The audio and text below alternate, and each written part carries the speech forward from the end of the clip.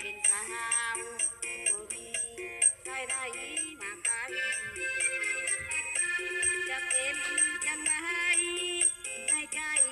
น้องมีความเหงาน้องอยากมีผัวตัวเฮาบ่มีไผเอาทุกวันใดแต่นางเฒ่าบ่เจ้า